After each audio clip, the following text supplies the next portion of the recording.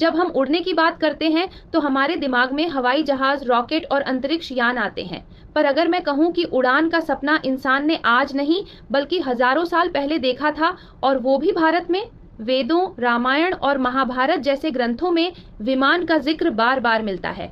रावण का पुष्पक विमान सिर्फ उड़ता नहीं था, वो विचार से संचालित होता था, एक जगह से दूसरी जगह बिना ईंधन के पहुंचता था और कई लोगों को लेकर जा सकता था।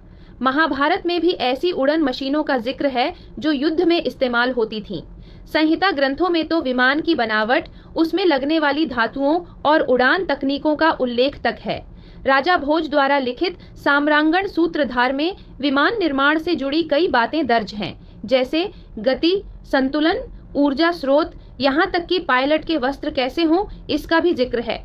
20वीं सदी में लिखी गई विमान शास्त्र नाम की किताब ने इन विचारों को और विस्तार दिया। उसमें बताया गया कि प्राचीन भारत में जिगजैग उड़ने वाले, रडार को चकमा देने वाले और अंतरिक्ष में जाने योग्य विमानों का अस्तित्व था। हालांकि वैज्ञानिक समुदाय ने इसे कल्पना बताया, लेकिन क्या यह सिद्ध नहीं है कि मनुष्य उस चीज की कल्पना नहीं कर सकता जिसे उसने देखा न हो? सवाल ये है, क्या हमारे पूर्वज तकनीक से इतने दूर थे, या हम आज की तकनीक को देखकर उनके ज्ञान को हल्के में ले रहे हैं?